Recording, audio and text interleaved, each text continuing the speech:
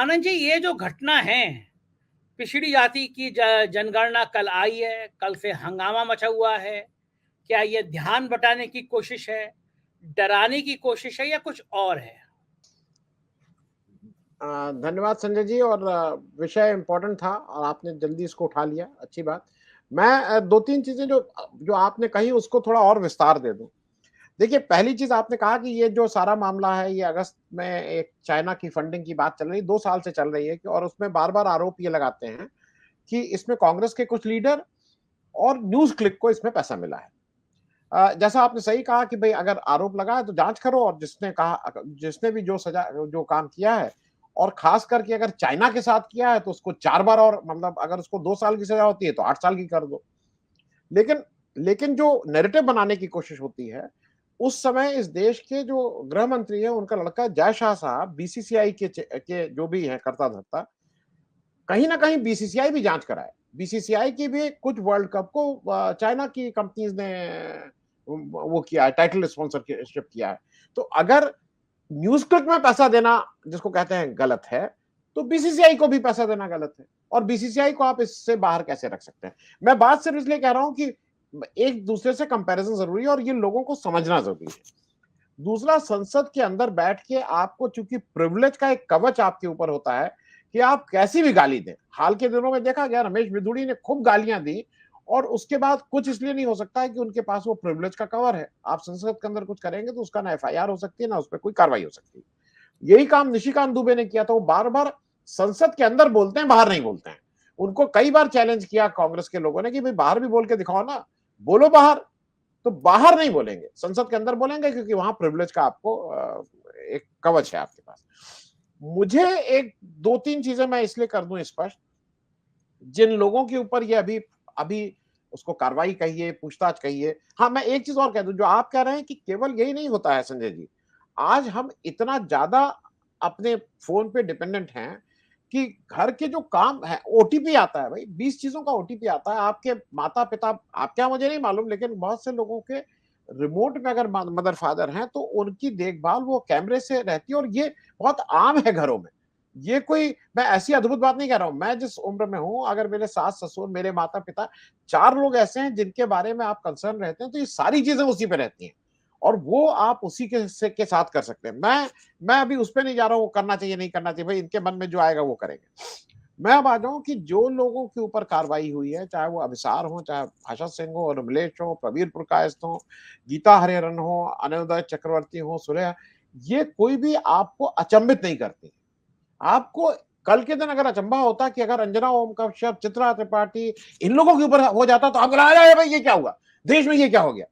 आपको क्या एकदम आपको 1% भी कहीं आपको अचंभा हुआ? नहीं अचंभा हुआ।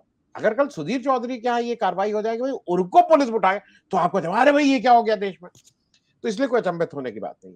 अचंभा होने की बात इसलिए नहीं है कि हम और आप भी किसी भी स्टेज पे, जो हम और आप जहां पे आज खड़े हैं, जब मेरी मेरी आवाज सुनाई दे रही है? हाँ, आवाज सुनाई पड़ रही है। फ्रेम आपका शायद वो स्टिल हो गया, आवाज आ रही है आपकी। हेमंत कुमार जी, ये जो छापे हैं, क्या आपको लगता है इन छापों से पत्रकार डर जाएंगे? जो स्वतंत्र आवाजें हैं, जो चैनल चला रहे हैं, क्या मैं हेमंत जी आऊंगा आपके पास, आनंद जी फिर जुड़ गए, मैं उनकी पूरी बात कंप्लीट कर लूं। आनंद जी प्लीज कंप्लीट करिए, आपका वो नेट इंटरनेट कट गया था। माइक अनम्यूट कर लीजिएगा Anand ji, mic, Anand ji mic, mic mic mic. माफ कीजिएगा, मैं दर्शकों से भी क्षमा मांग लूं, क्योंकि ये कुछ ऐसी चीजें जो अपने हाथ में नहीं है। वो वो कहीं ना कहीं डिपेंडेंट है, और शायद दर्शकों को भी थोड़ी आदत ये डाल लेनी होगी, क्योंकि जैसे जैसे इलेक्शन पास आता जाएगा ये चीजें और ग्लिचेस और बढ़ते जाएंगे। कारण हम लोगों को नहीं पता है। मैं संजय जी ये कह रहा हूं कि ये कोई भी अप्रत्याशित नहीं है। मैं और आप, मतलब मैं आपको इसलिए जोड़ ले रहा हूं क्योंकि उसी, आप बड़ी कश्ती में सवार है, मैं छोटी छोटी कश्ती में हूं।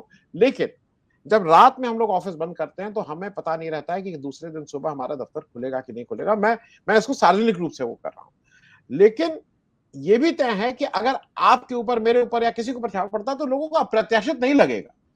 तो ये कोई भी अप्रत्याशित चीज नहीं थी। आपका जहां टाइमिंग की बात है, बिल्कुल इसमें लगता है कि ये जाति जो सर्वे हुआ है बिहार का, और उस पे बीजेपी के पास उसका कोई आंसर नहीं है। गिरिराज सिंह कह रहे हैं कि बकवास है, इस रिपोर्ट का कोई मतलब नहीं है।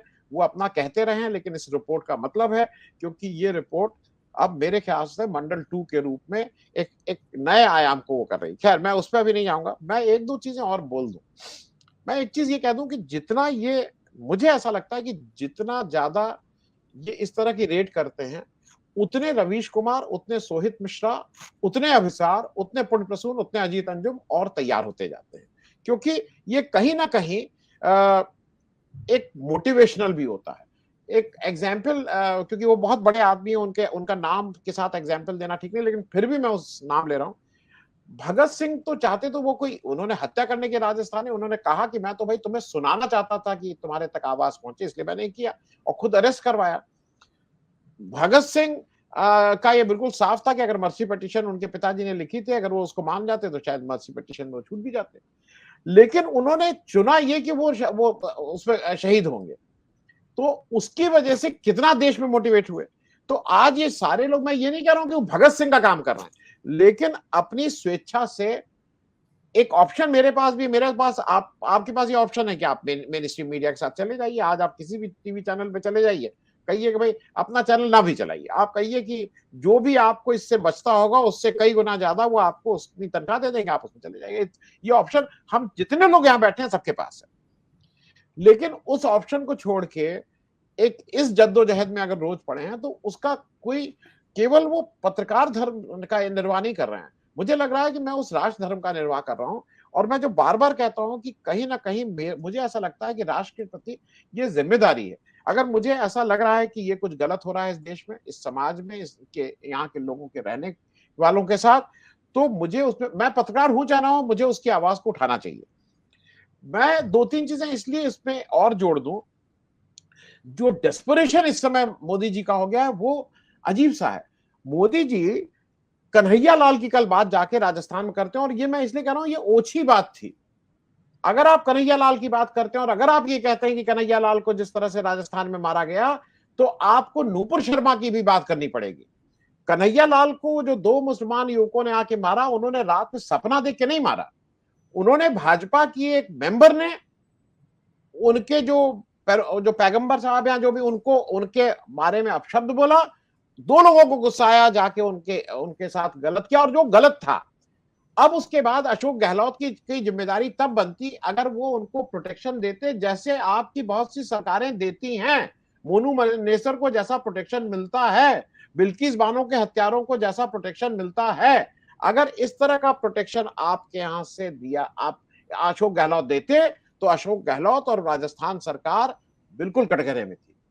अशोक गहलोत ने क्या किया भाई, कोई वारदात हुई, उन्होंने उसको 2-4 घंटे के अंदर अपराधी पकड़े गए, और उसके बाद का काम न्यायालय का, अब न्यायालय उसमें जो भी सजा देगी उनको दी जाएगी। आपने अपने यहां क्या किया, आपने नूपुर शर्मा को कोई सजा दी? आपने रमेश बिधुड़ी जिसने इतनी गंदी गंदी गाली दी उनको कोई सजा दी? आपने सजा की जगह उनको रिवॉर्ड दिया कि आपने उनको भेज दिया राजस्थान कि तुमने अच्छी गाली दी है, तुम इस काम के लिए बहुत सक्षम हो, और तुम जाओ और राजस्थान में पार्टी का प्रचार करो, क्योंकि आपकी पार्टी ऐसे प्रचार करती है। मुझे ऐसा लगता है कि डराने की कोशिश है, दोनों चीजें हुई हैं, एक तो ध्यान हटाने की कोशिश है और डराने की कोशिश है।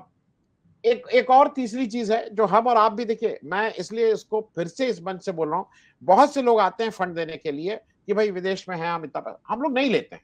हम लोग कहते हैं 1,000-500 रुपए वाले ठीक है, कोई 10 रुपया देता है, कोई 100 रुपया देता है, 500 देता है, 1000 देता है, वो ठीक है। हमें बड़ा पैसा नहीं चाहिए।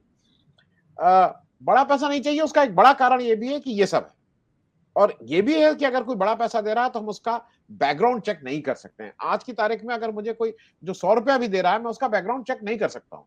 वो भाई, मैं पैसे की जरूरत होती है, मैं बिल्कुल अपील करता हूँ, लोग पैसा देते हैं, लेकिन हिंदुस्तान में हम लोग लेते हैं, और वो 1,500 से ज्यादा पैसे नहीं होते हैं। तो मुझे ये जो लग रहा है कि जो जो सरकार की तरफ से इस तरह का एक वो है, वो बैकफायर कर रहा है, इनकी हर एक चीज उनको वापस रिवर्स हो रही है, और ये भी मोदी जी को बैकफायर कर रहा है, क्योंकि प्रेस की स्वतंत्रता पे आप जिस तरह से इंटरनेशनल फोरम में घिरे हुए हैं, उसके उसके प्रभाव तो आपको चुनाव में वोट के रूप में भी जरूर पड़ेंगे।